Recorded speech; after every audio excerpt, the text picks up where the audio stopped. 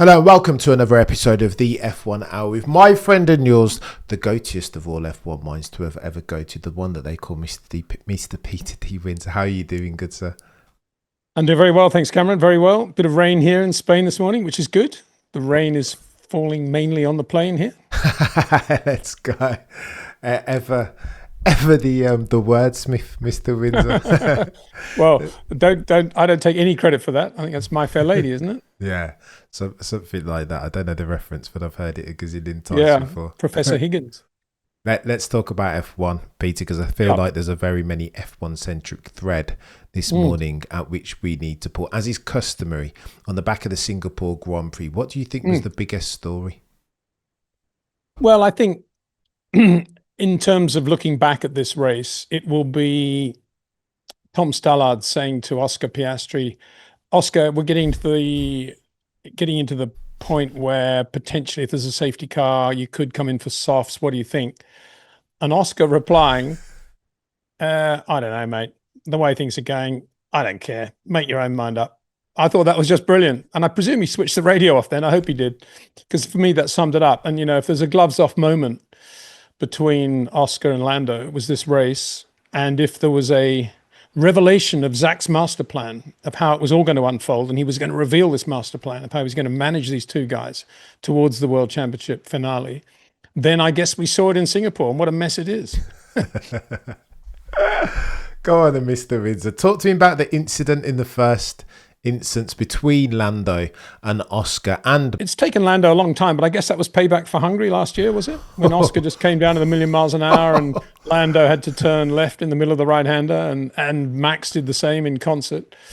So it was a little bit the same. It wasn't quite as dramatic. I mean, Lando obviously was going down the inside when Oscar thought he had got the corner, as you would. You know, it's your teammate there. You've all made reasonably clean starts. Then it's George, Max, and then Oscar. And all of a sudden, Lando's there on his left, which, if for teammates, first corner, it's not what you do, in my opinion. And I think that's an example of how Zach's master plan has plenty of flaws in it, because that's the most dangerous part of the race in which to damage a car, in which to eliminate both cars. We've seen that happen in the past. And that is the section of the race where you need to be very circumspect.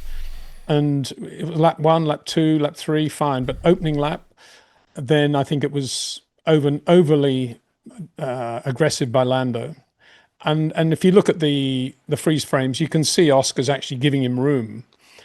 And having given him room, Lando just stays with it and then realizes he's got much too fast an approach speed on Max and has to bail out of that and flick to the right and hits Oscar, touches wheels with Oscar, clips Max's right rear, and away they go. Oscar just misses the guardrail or the concrete wall on the right in full understeer. It's one thing to miss it with a bit of oversteer, which, great drivers with skill as per Oscar Piastri can do. But when you got understeer and you've lost the front, that is bad news. Very lucky, I would say, more than anything else, that he didn't hit the wall there. And why did Lando do that? If he was so desperate to be at the front, why didn't he qualify better? That's the bottom line. And it was unnecessary risk-taking at that first corner. And there's, I think, under the heading of this massive cliche that's developing around the Singapore Grand Prix of it being impossible to overtake, I take issue with that, because there is that strong DRS zone in the first sector. And we saw Fernando using that. And if you get a good run on somebody out of turn 3, if you've got good traction and you're using that section very well, of course you can get a toe there and get past. So, Lando had, as I said, well before the race, indeed, going back to the live streams last week, for me, the McLaren was the best car going into Singapore, and it remains the best car. Lando qualified poorly, nearly took his teammate out, damaged the front wing, didn't seem to make much difference. And then in a lame Red Bull with the tyres 6 laps older, he still couldn't pass Max towards the end, which was amazing. But he wasn't that well, I don't think. So all credit to Lando for finishing and getting points, I guess, P3. But not a good first corner by Lando Norris. And I think he can, big thanks to Oscar Piastri, that there wasn't a multi-car shunt there. Humongous thanks to Oscar Piastri. Let's talk about Lando very quickly, Peter, because I leave the race weekend ever so slightly frustrated with Lando, because he's I thought he was incredible. So the move on that one was questionable, but very aggressive nevertheless. And Lando, in his own mind at least, did what he needed to do. 1.5 seconds is the delta that you need to overtake around here. So historically, at the very least, it ends up in a procession. And Lando thought asymmetric risk, get something done on lap one, going into the first portion of the race. But I'm frustrated, Peter. Like you said, where was the brilliant Lando Norris on Saturday? What is it? I'm just opening the press release now to see what he said. Not a great day. I just wasn't able to drive at the limit of where I needed to be. That's a pretty poor admission in qualifying for a race as important as the Singapore Grand Prix. Some things for us to work on, but hopefully we can make some progress tomorrow. Well, he made progress, but he only made progress because he didn't drive very well in qualifying. I mean, that's not good. And then to do that at risk of the other car in your team, I think was, it's very un-Lando-like actually to have done that. It was almost like it was when he started in FP3 on Saturday morning, and Will Joseph couldn't really wait to say to him, "Welcome back, Lando," after a really bad, scrappy Friday. And that's, that's tempting fate, isn't it? Welcome back at the beginning of FP3 after 4 laps when he's gone quite quickly. It wasn't welcome back after qualifying.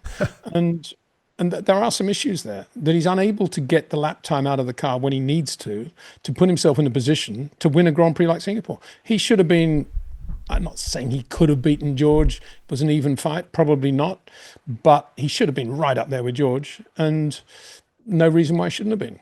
The car was that good. And he struggled, he couldn't get past Max in a lame Red Bull. I say lame because there's quite a lot of things wrong with it, but worse, he was on old, hard tyres compared with Lando's, and that was not good.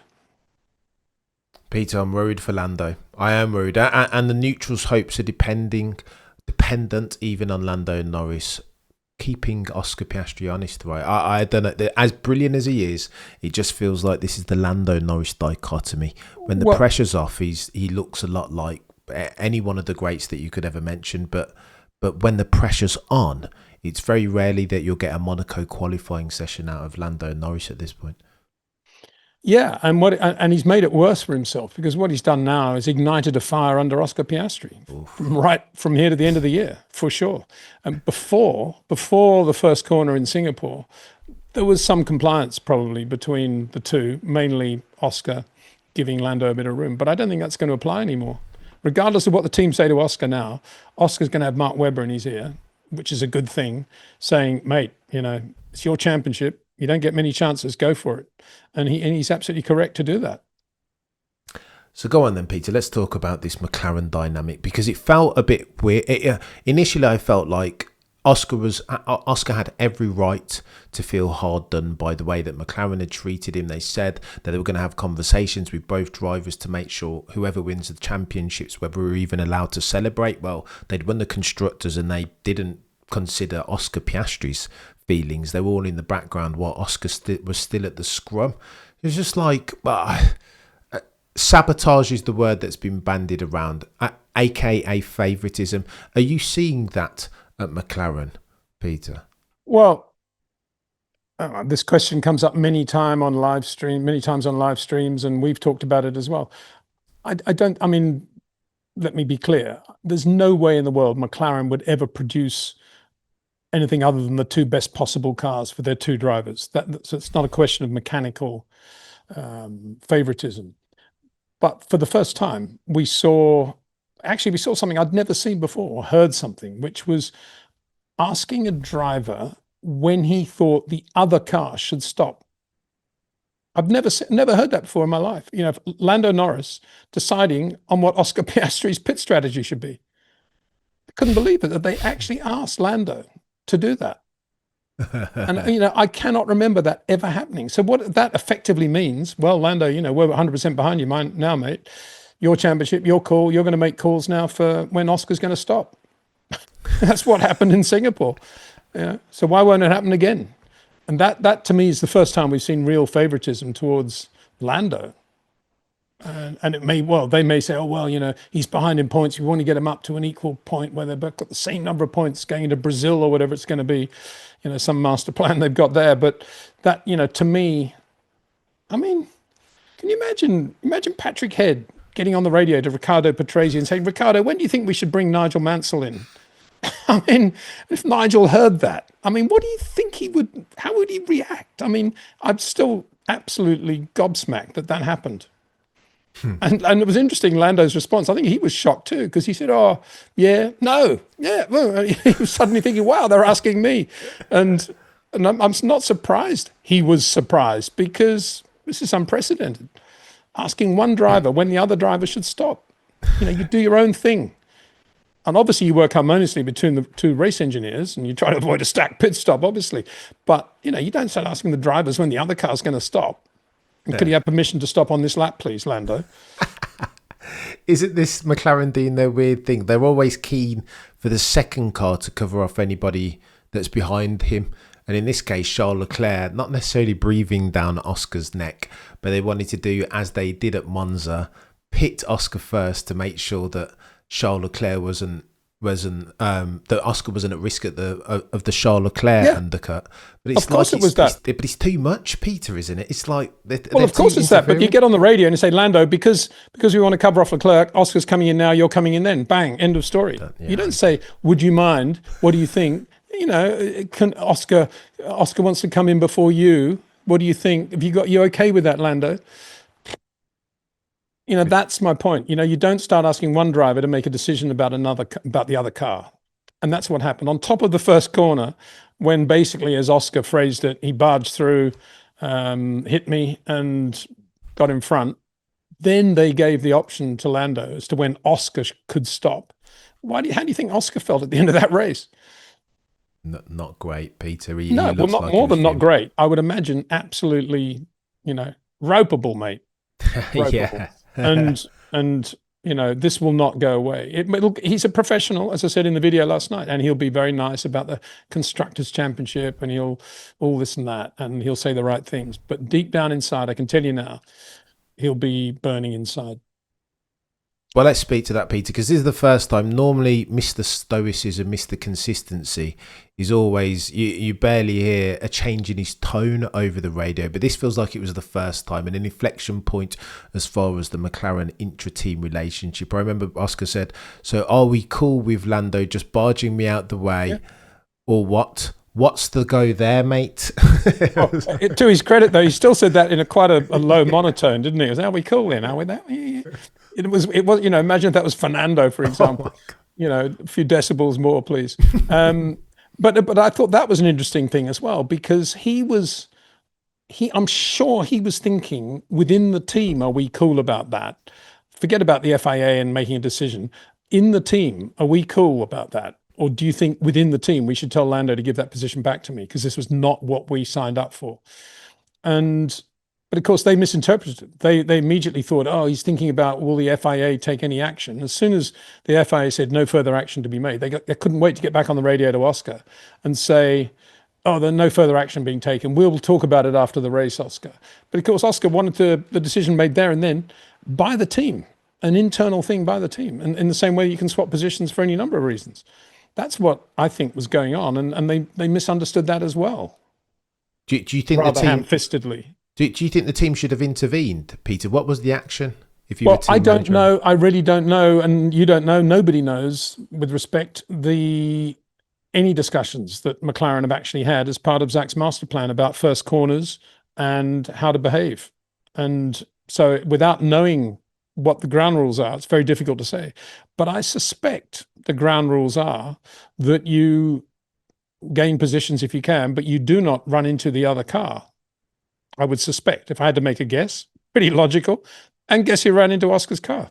So on that basis, what's the penalty within the team? If you get a position by running into the other car, do you give it back? And he had a damaged front wing end plate. And as it turned out, it didn't actually affect his performance at all, I don't think. Maybe it did a bit, but not a lot. They didn't change the nose or anything like that. So that's a sign that it presumably didn't make a lot of difference. But if you're McLaren at that point, lap one, and you're thinking, Lando's got the damaged front nose, Oscar's car still looks perfect, who would you put your money on there to be the better bet in terms of taking the race to George and Max? Probably Oscar. Yeah, fair. He doesn't have the damaged front wing. And yet they didn't. They let Lando stay in front. And Oscar just, I think at that point, for the first time ever, probably, he just thought, what is this all about? And I think that's what we saw with Oscar yesterday. I think we just saw him a bit deflated. Yeah.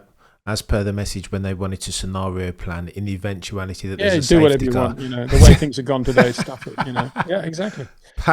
Past hatred, there is apathy and indifference, Peter. Yeah.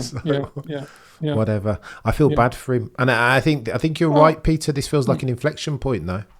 Of course, it's an inflection point in terms of eyeball to eyeball, first lap, any corners coming up, and any of the remaining Grand Prix circuits. You think Oscar's going to be nice to Lando? He's leading in points now. It's another mistake from Lando, Oscar's got the points advantage. Look at Max v. Lewis in 21.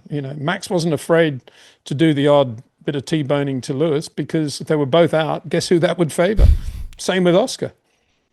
Yeah, there is. I'm not saying that Oscar's going to do that or he's that sort of driver, but if they're close, I can tell you who's going to break, who's going to break first. It's going to be Lando Norris. Oof. Go on then, Mr. Windsor. Talk to me about the way that the fan base is handling this, because again, it feels like I'll say this. I don't want to put my tinfoil hat on, but it's felt for a couple of weeks now like the powers that be are keen to get behind Lando, not just from a McLaren perspective, but Formula One will realise that there is a mainstream upside to having the poster boy Lando, the cover boy of British Vogue, and women want to be with him, men want to be, do you know what I mean? That sort of mainstream superstar as far as Lando Norris is concerned. The fan base, though, it feels like they're cottoning onto it. He was booed, wasn't he, Lando Norris, at the Italian Grand Prix, and then they got out the Max Verstappen being the winningest driver at Italian Grand Prix over the past 3-4 years. And similar when Lando jumped on the podium, Oscar wasn't on the podium, but the crowd could be heard chanting Oscar, Oscar. It feels like there is a swathe, a growing push now around Oscar Piastri at the altar of perceived or an injustice or otherwise. What do you reckon to that, Peter? Well, I can't really speak for the F1 community. That's your job, Cameron. You represent the F1 community. I represent I don't know what. But I would say this. I think, Lando's also now got Max as an enemy, hasn't he, after what happened in qualifying. So that was another thing Lando didn't do very well at the weekend. And simultaneously, I think Oscar's feeling wonderful about George Russell and Max Verstappen because they both took points from Lando Norris. So, they're his new mates probably, I would imagine, and given all of that. And so Lando, in one race, has managed to ostracize himself from Oscar Piastri, Max Verstappen, and put himself under pressure when he's at a points disadvantage to Oscar. Now, all the Vogue, I have no idea about the front cover of Vogue. All I can tell you is that he's got a pretty good golf swing, but it's not unlike his driving. It's quite stylish, but there's a technical fundamental flaw just before impact, which is, under pressure. It's not there on the practice swing, but on the race swing, if that's the right phrase, it's there. And under pressure, you can see it. It's a bit like a long corner. He just comes across the path of impact because his arms beat his body through the shot. 1 million people do that, but it's interesting to see how similar it is. Good in the practice swing, under pressure. That's why Andy Murray was better actually in the Pro-Am at Wentworth. Oh. That's all I can talk about. That's all I can refer to because I'm not in touch with the community in the way you are, as I say, Cam. It's interesting. I feel bad for Lando because I feel like he's invested in the court of public opinion. It means really? Something. Yeah, 100%. Whether he says it or not in the scrum or the presser, he's a sensitive soul, Lando is, and I feel like that will hurt him. So what you're saying is he hasn't been watching my channel, which was switch off from everything, focus on your side of the garage, keep your mouth shut and become a hard, steely racing driver, focusing only on your job and doing it to the best of your ability. He hasn't been doing that. I think he's trying, Peter. He switched off the social media, isn't he? He has switched. He's taken some action points. He switched off the social media, but you can't change your fundamental constitution, right? You're either a sensitive soul or you're not a sensitive soul. And I think Lando it will bother him that he was on the podium and he'd driven a brilliant race, contention for driver of the day, and Really? all that they can. I think so. Well, not quite. Not I would have quite. given it to Fernando Alonso before Lando Norris. Yeah, I would have given it Carlos to Carlos Sainz, Sainz before Lando Carlos Norris in Sainz, that one. Fernando, Max. And Carlos. What about Yeah, Carlos's yeah. drive? Carlos needs to get some Absolutely respect. superb. And Max in defense on those rubbishy old hard tires, just outstanding. And it's not a question of blocking, it's just a question of making no mistakes when there's a guy behind you on fresher tires in a better car. And it was so easy for Max to have a lock up, run wide, do this, do that. That was the captivating essence of the last third of the race. I just thought it was spellbinding, Max's drive. And to have your engineer in your ears every lap saying 0.8, 0.7, 0.4, he's in the DRS, all that. I mean, Fernando would have ripped the radio out by then, but Max loves all that, presumably. But the pressure that Max was under and how well he drove, it's as if he's on another planet, to be honest. Just superb. And you know, for Lando not to be able to pass Max was just ridiculous, really. He should have. He had a quicker car, didn't he? Course he And he had And there's long whole, enough. as I say, there's this whole cliche, you can't overtake at Singapore, and they get into this, dirty air and all this. Yeah, give me a break. Get on with it. Be a racer. You think you think Max in those situations would be just sitting there? That's the problem, though. But do we not do? Go on, then, Peter. This is an interesting one because do we not do the rest of this service by comparing them to the alien that is Max Verstappen? We saw him at the Nordschleife in his weekend off. He's just. I feel like almost saying that Max would have overtaken Lando is like saying, I don't know. Well, I don't know. Of course he would. If he was in the McLaren and Lando was in the Red Bull on tyres 7 laps older, you think Max wouldn't have passed him? Oh, Max wouldn't have got a run out of turn 3 and just DRS'd him going into whatever it was. 1,000%, Peter. Yeah, exactly. But it's like saying, wouldn't Einstein have solved for the theory of relativity? It's like, of course, Max is a little bit different, I think, at this point, and I feel like we almost do Lando a disservice by comparing it. In another era, I think Lando would have been a champion already, wouldn't he, Peter? So it's just like, well, in another era, he was Peter Collins. Oof. And what did Peter Collins do? He had so much respect and he revered Fangio so much that he gave his car to Fangio to enable Fangio to win the championship, even though Peter Collins, in the same race, could have won the championship. Oof. So I hope Lando does that. Gives the championship to, I don't know, what, Oscar? Do you think he put it? I mean, he's got Lando. I don't know. I can't. I mean, I have to say, I do love Lando a lot. I think he's a very funny guy. I like his personality. And I love the way he drives when he's driving well in a rhythm, particularly on street circuits. But I didn't like the way he drove at Singapore yesterday. No way. I didn't like that first corner. And I thought he was lame thereafter.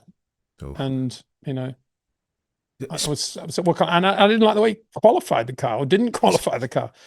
Let's double click on that then, Peter, because qualifying has been quite the talking point. A lot being made of Lando Norris not being as assertive in getting out of the way of a charging Max Verstappen on a hot lap in the dying embers of Q3. Are you buying or selling the fact that Lando affected to the downside Max's ability to put it on pole? Well, as I said in the video, it's odd how McLaren used that system of talking about the corners rather than the gap in seconds. And maybe that's a sort of cop-out of, well, we can never get into trouble with the FIA because we're telling our drivers what's going on.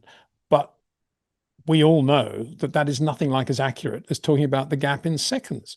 And the last bit of information Lando had before that chicane was Max is on the corner behind you. Which means what? You know, you have no feel for how quickly he's gaining the ground, what sort of pace Max is doing, and all he'd had before that was just, you know, you're on turn 14, he's on 13, now you're on 15, he's on 14. What does that mean? You know, you've got different lengths of straights between the corners. And I think McLaren, to me, that's the wrong way to do it, and that's not correct. And so in defense of Lando, I would say that given the information he had, he basically did everything more or less okay, right on the edge of what's acceptable, on the basis that quite obviously the FIA took no action. But if you look at the way most drivers are, even in FP3, even FP2. If there's a driver going to catch them just before the entry to a corner, they basically stop and pull to the left or the right or whatever it is and let that guy go. And that's what Lando did not do. He basically just continued at the same pace he was going, and to the point where as soon as Max saw him on eye line, he could see that his turning point was exactly where Lando was, and they had to bail out of the lap. But because the information was kind of given to Lando, and because he was on the edge of, what's acceptable, he got away with it. And that's why Max said, I'll remember that. And he will remember it, believe me. and it won't be just once that he'll remember it. He'll remember it 50 times now. And it won't be doing the same in return. It'll be doing something else. You wait. Yeah. Do you think Max would have put it on pole? It's very, very, you and I had this discussion already. On the basis that he was down sector 1, slightly ahead sector 2, and he'd always been very good sector 3, but he had to find about 0.2 compared with his previous lap in sector 3. It would have been, obviously, it's a platitude to say it would have been close. I think he would have, actually. I've kind of changed the way I think, because I thought about it on Saturday, because he's so good at doing these last millisecond things in qualifying. And that was his best sector. Sector 3 was always his best sector. He's so good through that double apex left, just brilliant through there. And I think he might have got it by a hundredth, might have. Certainly, obviously we'll never know, thanks to Lando. He was very, very close, apparently, Max. When you break down the mini sector of sector 3, so in the first instance on the previous lap, he'd gained a 10th on George through that final section of the track, and then apparently he was carrying 2/10 through sector 2, but he gained 0.08, so he's only a 10th off going into those final couple of turns. So it's like, that's my point. But we'll never know. George wasn't bad through there, got to say. No, either. Jeez, honestly. George's best sector was sector 1 and turns 1, 2, 3. He was unbelievable. And I compared him with Senna, the way he was driving through 1, 2, 3, actually. Incredible. But he was superb through there. He wasn't too bad. Go on then, talk to me about George. In fact, before we get to George, I just want to pick your brain on one other Oscar thing. Did you see Oscar jumping out the car when he was getting... So I feel like the way that McLaren communicated with Oscar was, let's say, lacking in finesse and sensitivity. It was all like, oh, you're way, rah, rah, McLaren, 2-time Constructors champions. And then when Oscar's about to get out the car, Zach Brown comes over the radio and says, congratulations, Oscar. We're 2-time champions. Thank you. And Oscar just yanks you hear him, right? Oscar talk about bad timing to come out with something as crass as that. There was poor Zach. All anybody wanted to talk about was how that race had panned out between Oscar and Lando, and how annoyed obviously Oscar was. And to some extent, in my case, I seem to be the only person in the world, but in my case, the absurd tyre choice for Max Verstappen. And yet there was Zach trying to remind everybody that he just won the Constructors' Championship, as if anybody cared, But absolutely. I think Oscar did exactly the right thing there. Brilliant. He's a good lad, is Oscar. And then he puts on a brave face and he's having to talk to the guys back at the factory. Thank you so much. He's a good man. He's Oscar. He's a good egg, better man than I, because that would have worked out differently. I don't think I could have put a brave face on it like Oscar did. Not well, he's obviously got mates back at the factory, so in some respects that would have been okay for him, I think. But it would have been, there's a time and a place to do that, and it's when he goes back to the factory next, that's the time to do that. Not after a race like that, when he's just had all those things thrown in his face. 100%. To put a foot, the team should have realised that, I think. Yeah, sensitivity. They season to date, all they've tried to do is talk about sensitivity and rules of engagement, and now all of a sudden it's like they're more consistently inconsistent than the FIA, which is why I think there's a lot of support growing around Oscar Piastri, and people are now desperate for that dude to get it over the line in 2025.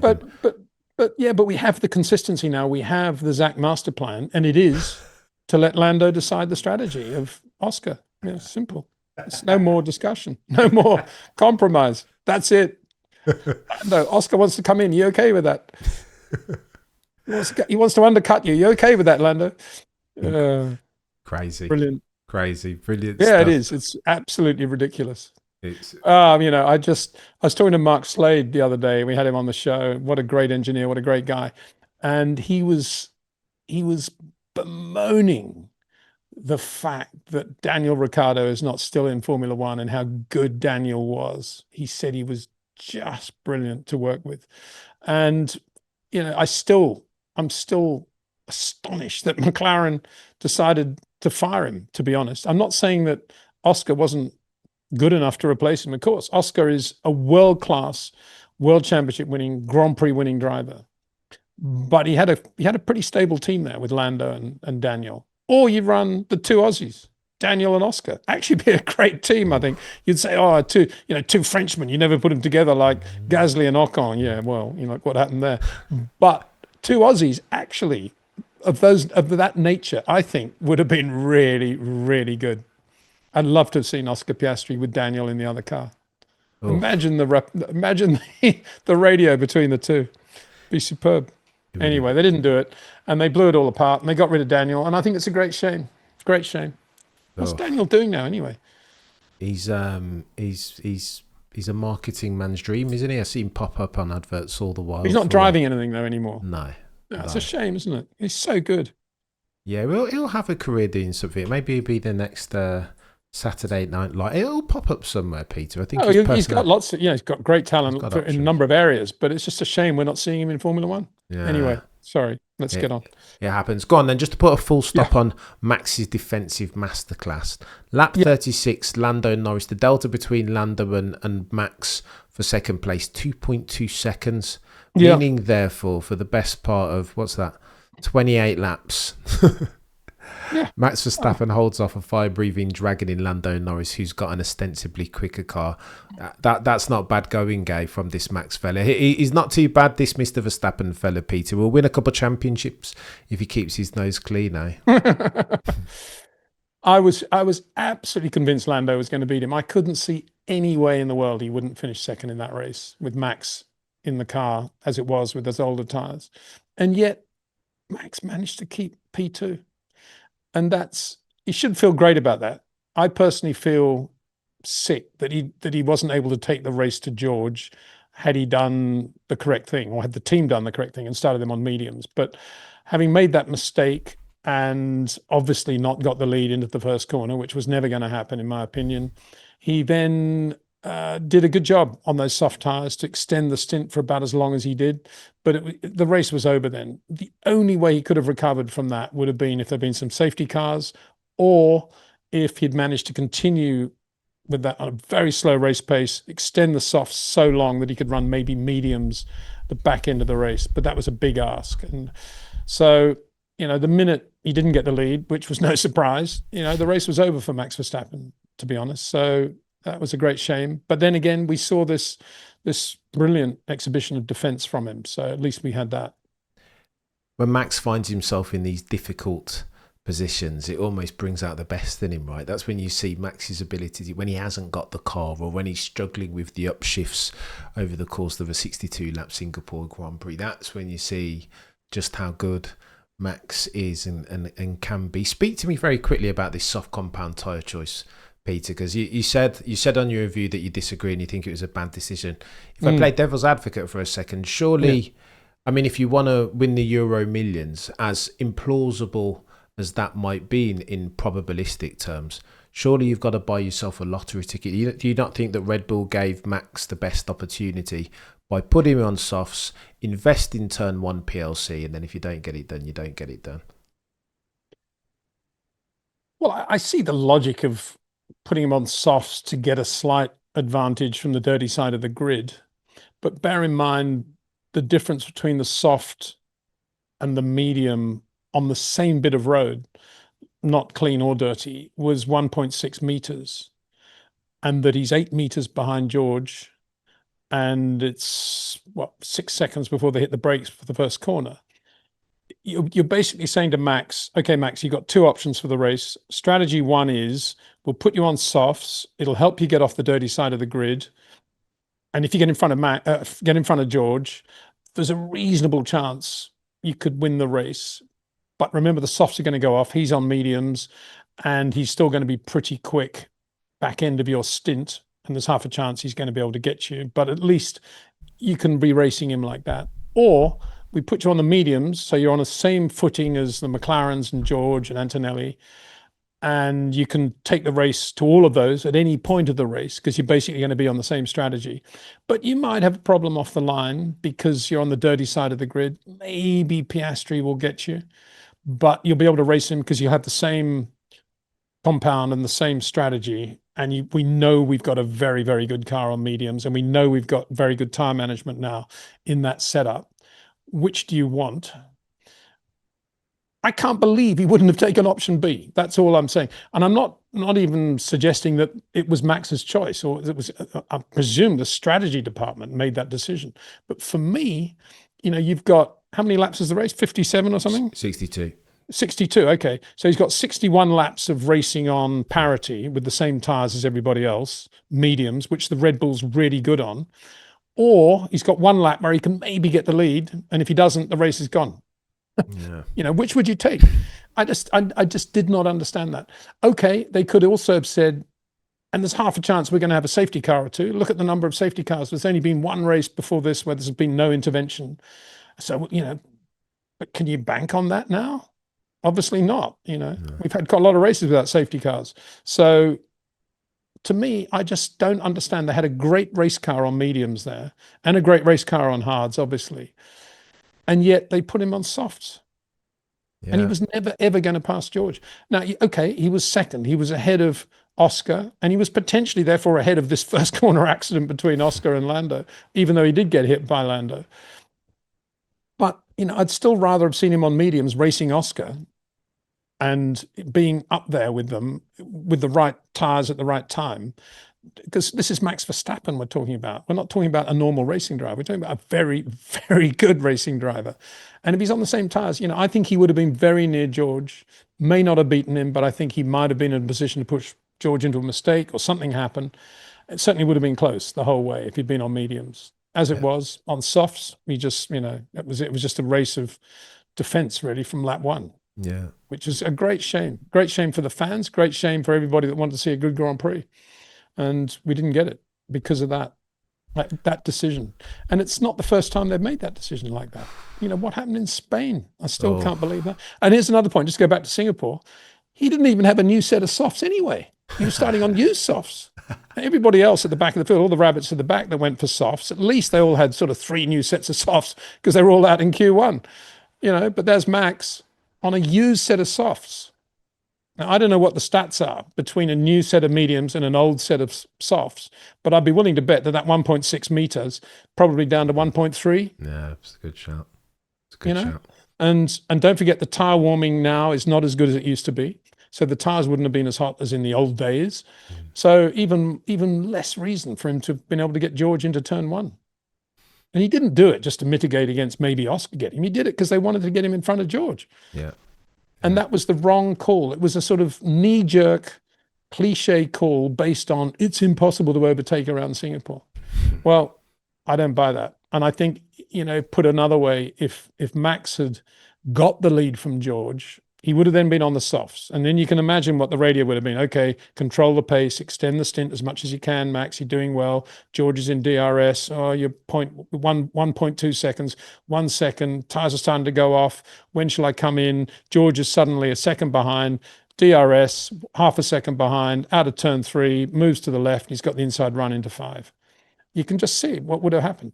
George would have got him, even if Max had got the lead on softs, in my opinion.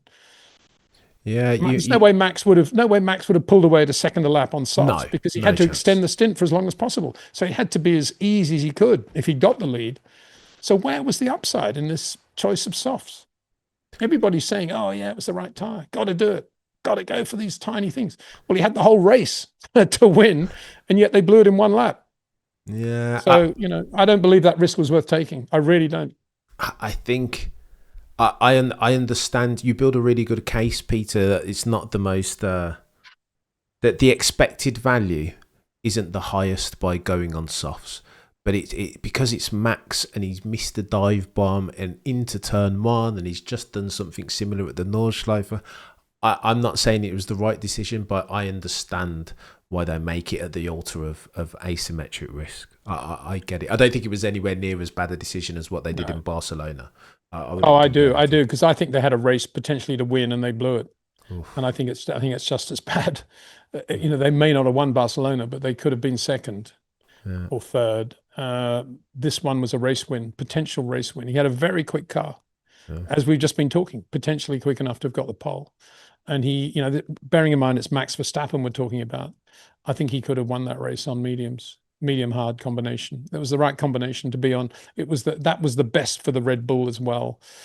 And the minute he didn't get the lead, it was just like, woo, all the air's gone out of the balloon. It was done. And it was just like, what are they thinking? For me, it was anyway. Fair. I'm sorry, that's my opinion. And I know a lot of people disagree with it. So I've been thinking about it overnight. But I reinforce it by the fact that he was on used softs. He wasn't even on new softs. Make a good case. If he'd had a new set of softs, maybe, but he didn't. Nobody else did either. That's one of the reasons they all started on mediums, probably. None of the front runners, that is. So, what was the point? You make a very good case, Mr. Windsor, and far for it to be me to argue with you. I'm sure Red Bull think I'm talking tripe, and I'm sure a lot of other people probably do, because a lot of people seem to disagree, but I can only express my opinion, and that's it, and that's it. What can I say? I think the added wrinkle of the fact that he was on scrubbed softs, that makes a difference, and how good Red Bull were on the mediums. I think that's something that many people haven't accounted for in that equation. And also what you haven't accounted for is Max versus George around Singapore, both on mediums within one lap of one another, new sets of mediums. That's a serious motor race. Yeah, George would have been very, very good. But Max would have been very, very good too. Yeah. And the Max you just described, the dive bombing, this and that. You think Max wouldn't have done something in the course of a 62-lap race? Yeah, probably. But to that point, Peter, you segued brilliantly onto King George Russell. George spoke in the post-race presser about mistakes that he made in 2022. I mean, he's made a lot of mistakes around Singapore with past his prologue. As near as makes the difference every year, he'll find the barrier. He found the barrier in free practice. But he spoke that he said that in the race there was a calm that came over him, that notwithstanding the changeable conditions in the lead up, that he felt he was at the pool. He felt like he was in his flow state, that he's a different driver now in 2025 than he was in 2-3.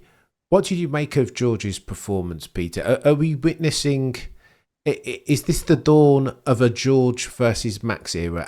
Do you think George has it in him, has the minerals to take it to a Maximilian Verstappen if he's given equal-ish machinery? Well, as I said in my video, he's a long corner driver and Max is a short corner driver. So all things being equal, with the same grip level, the same balance, Max over a Grand Prix distance will be able to massage the car through more variables and more small mistakes than George Russell. But having said that, and I also said this in the video, in terms of long corner drivers, George in 2025 is as good as it gets. And I said, for viewers that were too young ever to have seen Ayrton Senna drive, have a look at George, because he's not that far away from the way Ayrton drove. And the way he energizes the car, but keeps it very, very longitudinal. He's square to the road, but there's a lot of energy. He's squeezing through the car all the time. It's not a sort of Lando, fairly sort of relaxed feel to the car. It's not an Oscar mini power slide. It is boom, boom, boom, boom. But it looks beautiful. All the straight lines are joined. And I said, turn one, you'd never get the McLaren Mercedes drivers doing what he was doing with the revs, going in and right down to third gear into turn one in qualifying on light fuel. They're all going in fourth. And there's George going in at 11.5 in third, just energizing the rear like crazy and using it really well, really well. I mean, he was unbelievably quick through that section of road. And I defy anybody to have been quicker than George there, purely because of the way he was using the revs, going in there. And some of it maybe was engine braking, but a lot of it was just due to due to what he wanted from the feel of the car in terms of the moment he turned in from his straight line entry. And that's pure Ayrton Senna.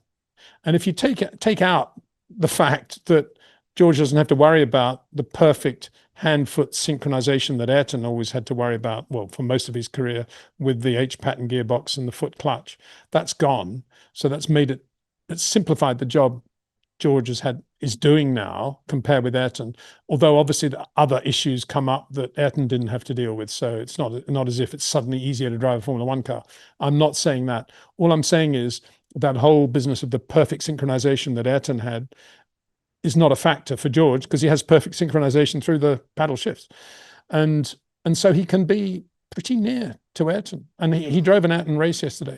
But I think we shouldn't get too carried away on Cloud George because he won a race beautifully and without blemish on a day when Red Bull messed up their tyre strategy and Max wasn't in a position to fight him. That's how I see the Singapore Grand Prix. If Max had been on mediums, I think we would have seen a slightly different George. Maybe not, but I think under pressure, Max behind him, second, half a second for 50 laps, I think George might have made a mistake or two. But he didn't, and he was able to get into this beautiful zone that he found. And yeah, good luck to him. I hope the race felt very short and very sweet, and he enjoyed every minute of it. I'm sure he did. And he looked great when he got out of the car. As a Max Verstappen fan, what concerns me about George now with momentum, not necessarily the race. I agree with you that things could have been very different.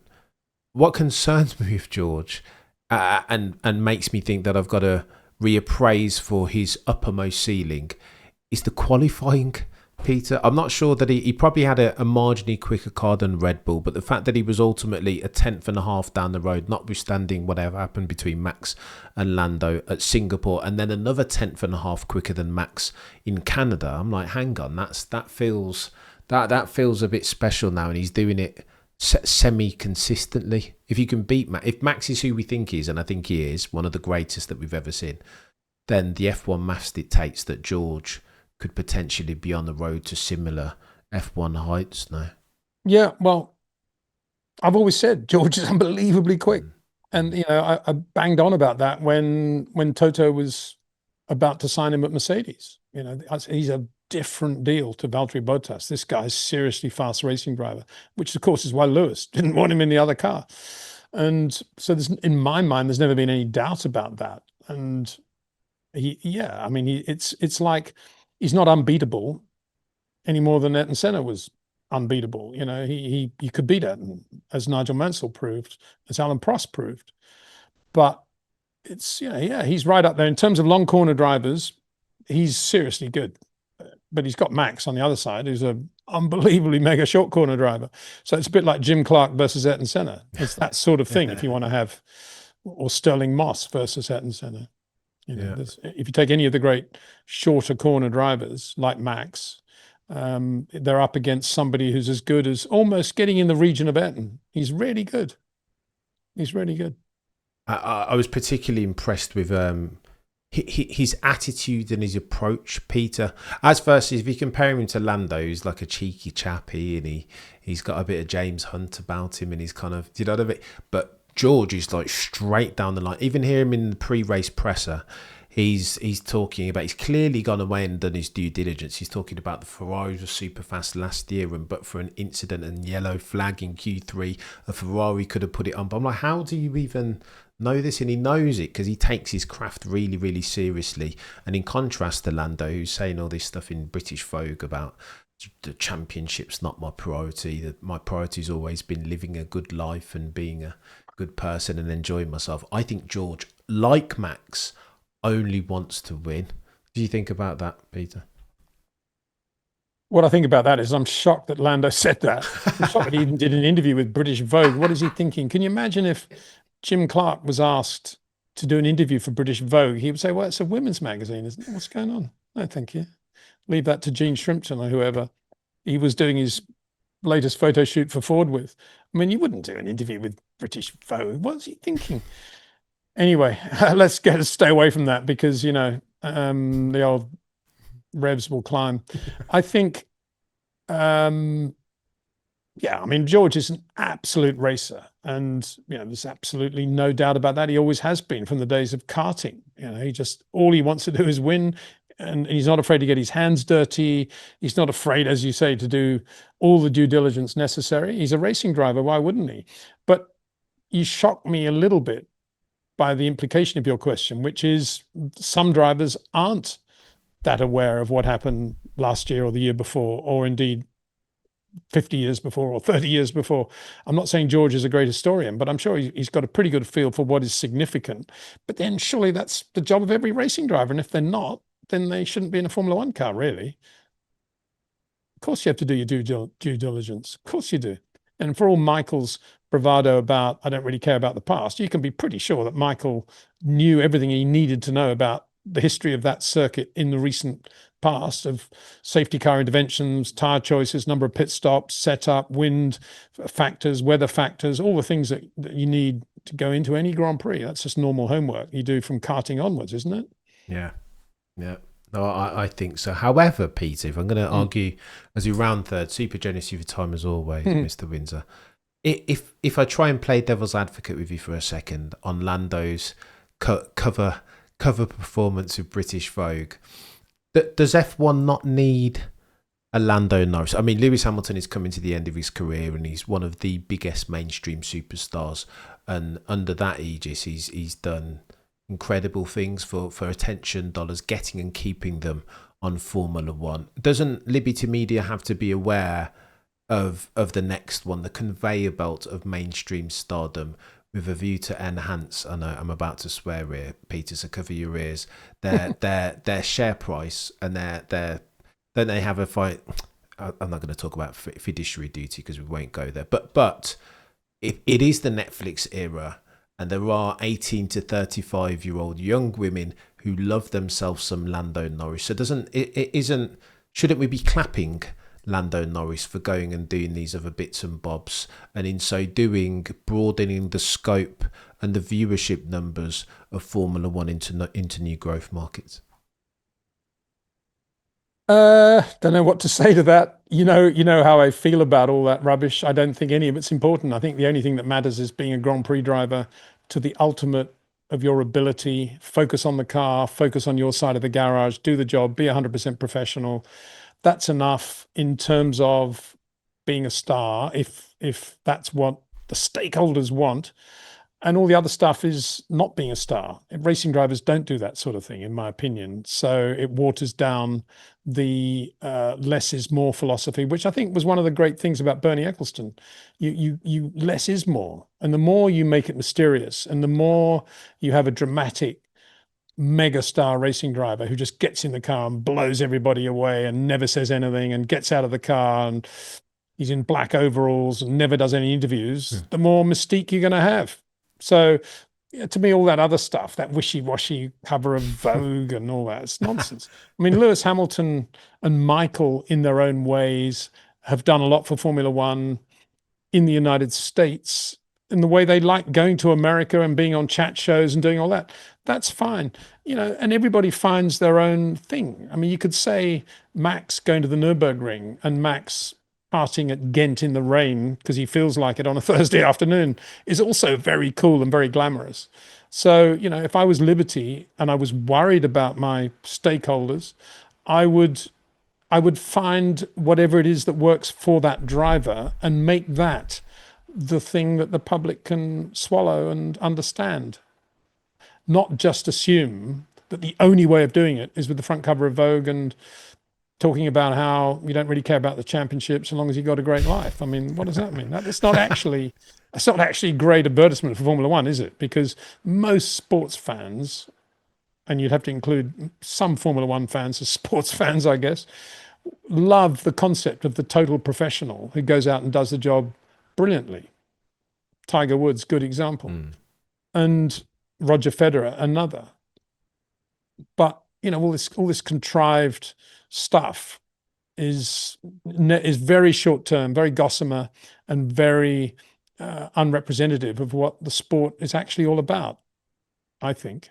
That's my take on it. I But I don't spend a lot of time thinking about it, and I certainly don't read British Vogue, and I certainly don't have any time for a racing driver who says, and I'm going to have to adjust my opinion of Lando now if he actually said that. I can't believe he did. It's probably been taken out of context. But if he actually said, I don't care too much about the racing or the results, I just want to have a nice life and enjoy it and make a lot of money, then I have no respect for him at all. I can't believe he said that. I really can't, because I know you're paraphrasing a bit, and I probably paraphrased even more. But if he did say something along those lines, bang, I've lost all respect for him. Oh, Peter. I think he said words, I'm going to try and be as precise with my language as possible, that his number one priority wasn't winning the championship, it was being a good person and having a good life, that he's not concerned with legacy and all this other stuff, that he's well, I mean, that's fair enough in the overall context of humanity. Your number one context in life should always be, your number one objective in life should always be to be a good person, to be a better person every day. We all have to grow and learn from our mistakes and become better people. So in that sense, he probably has been quoted out of context. And if he said, that is my number one goal, my second goal is to win the World Championship and to win Grand Prix, that's fine. I totally accept that. And indeed, I respect that. And I think that's a wonderful thing. I just hope it's not taken out of context by too many people, because it's easy to do that these days, isn't it, with the media? And yeah, of course, everybody's priority ultimately is to be a better person. It's I would hope it is anyway. Look at this, Lando. I try to make it my priority. I'm not doing very well, but I try to make it mine. That's for sure. Go on then, Peter. I'm going to read it out verbatim. In his October 2025 British Vogue feature, Lando Norris stated that enjoying his life and having fun is his first priority, with winning the championship his second. Norris then I come back to my other one. I've lost respect, because enjoying my life and having fun isn't trying to be a better person. Trying to be a better person is actually not a lot of fun and isn't very enjoyable. It's hard work. It's auto-suggestion. It's doing the opposite of what your inner self most of the time is telling you should do. Go on, you can do that. Have another ice cream. Go on, yeah. Sit down, watch another hour of TV. When there's another voice in your head saying, no, I need to get up and do that work, or nah, ice cream's not that good for me. It's fighting that. And none of that is pleasant. It's all tough, auto-suggestion, discipline.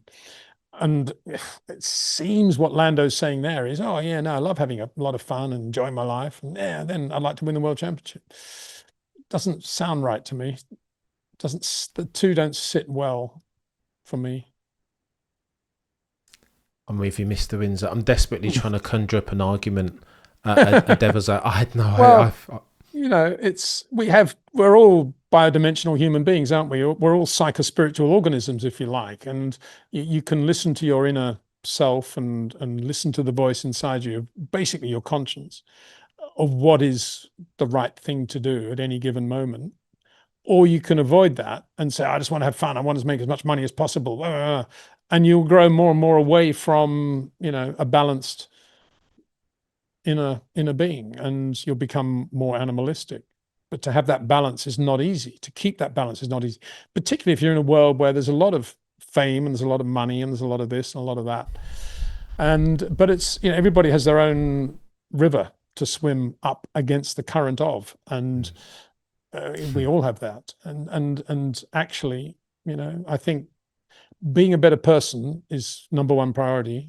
Winning a world championship, number two priority. Actually, if you're Sterling Moss, you'd say winning Grand Prix, number two priority, winning a world championship, number three priority.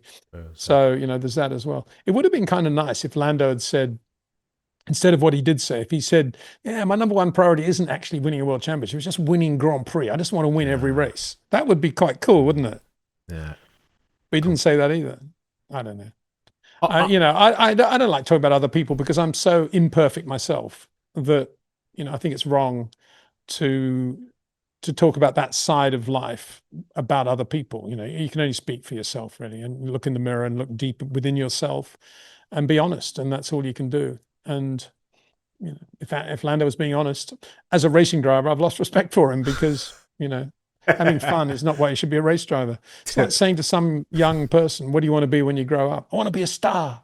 How many people say that these days? It's very sad, isn't it? And And that's a little bit like that answer, isn't it? I want to be a star racing driver. Oh, and I want to win world championship second.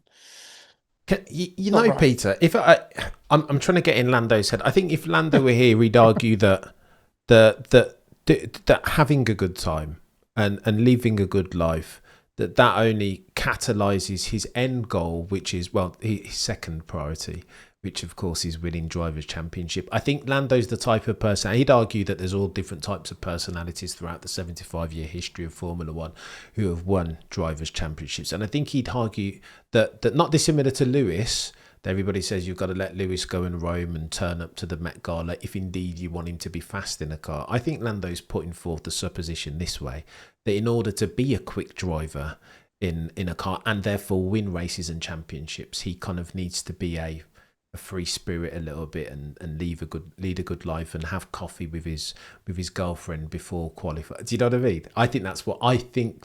He's worded it very poorly, but that's what I imagine his underlying sentiment is. Yeah, in fairness to Lando, it's probably a very poorly worded question, I would imagine, and it's been taken out of context again. And you're probably right. That's probably what he's saying. I can win my championship doing it my way, which is to be more relaxed and have fun while I'm doing it, rather than to be too hyped up like, I don't know, a Michael or even an Ayrton for that matter. So maybe that's what he's saying, and that's fine, but it doesn't add up, does it? Because it doesn't actually appear that way. It doesn't seem to be working. What happened in qualifying many times this year, and what happened specifically in Singapore? That's the thing, and that's why I say I think it's time for him to change the way if that is the way he's operating still. He needs to change that, because it's not good enough to be in a car that is patently that fast, as we saw in the race on Sunday night, and only qualify wherever he was, fifth. That's not good enough. Insane. I wish him the best. I hope he does well. And I wish him the best. He's a sweet guy and a lovely guy, and always been a fan since Formula 3, as I've said many times. But I think he was just like, there's so much pressure on him to show that he's a racing driver that, he just went bang straight down the inside of Singapore, trying to win the Grand Prix on the first corner. Yeah. And in doing so, and doing what he did with Max, he's actually got a lot piling up against him now, going into the remaining races. It's going to be interesting. Who is your pick, Mr. Windsor, as we round third base for the Drivers' Championship? If you had to put all your money on one of the drivers, the contenders being Max, Oscar and Lando, who are you going for? Well, I'd love it to be Max now, especially after the way McLaren have messed things up in Singapore. I'd love it to be Max. Wouldn't it be unbelievable if he did? And he could still do it. And I did actually say at the start of the year that I thought he would win the Drivers' Championship when somebody pushed me in a corner and I had to nominate one person. But if it's going to be a McLaren driver, I'd like it to be Oscar now, because I think, he's been poorly treated and he's leading on points. And I think, I think I'm not saying he will, but I'd like to see him win it now, actually, after what happened in Singapore. Yeah. I concur, Mr. Windsor. But who actually will do it? Probably Lando. Because he's good enough. He's now running the team, isn't he? He's team manager. I suppose Ken Tyrrell at some point would have said to Jackie Stewart, what should we do with Francois Sever? We've only got, we've got two sets of tyres. You can have one or you can have both. What would you like? And he'd say, oh, no, give me one of Francois. So in that sense, Jackie might have run Francois Sever, but for Lando Norris to start running Oscar Piastri's pit strategy, I think is a bit poor, really. It doesn't sit well. But the whole McLaren ethos has been that this year, Peter. I almost feel, calling me naive for thinking that they do anything different. They're always putting the thumb on the competitive landscape weighing scales, aren't they? Invert at Monza. They've always done that. Like, it just feels like, as I keep saying, it's a sort of glad, happy team. It's all, I'm surprised that they haven't actually set up some sort of camp outside the boulevard on the grass there, the other side of the lake, with tents and stuff and bonfires, and they're all wearing garlands and they're all wearing sort of hippie long hair and all clapping with guitars and stuff. Isn't that what they now do at McLaren? It's that sort of feel to it, the team, I think. Everybody's part of a big family.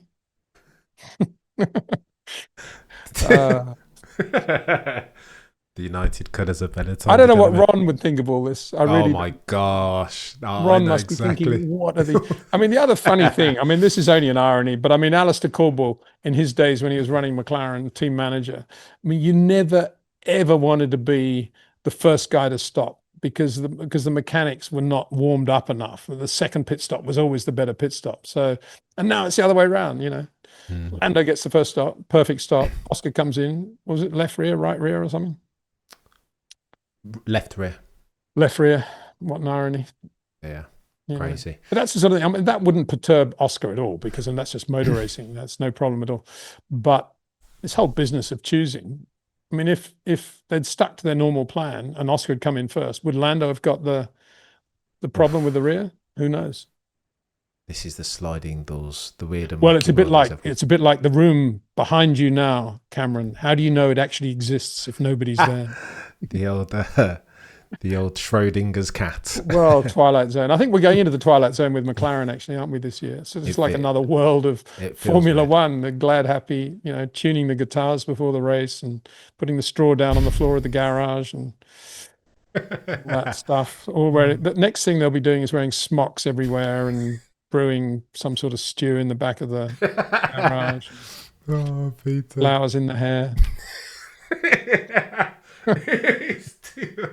Oh, Peter, too good, sir. Well, Mr. Windsor, as always, you've been too good. Up to 11 of insight teachers every single. I can't even do the outro for laughing too much. Well, I think Oscar will be more used to that, won't he? Because he's been in the outback a bit, and he's done all that stuff under the stars. And it's a bit of a bit shocking for him, I imagine.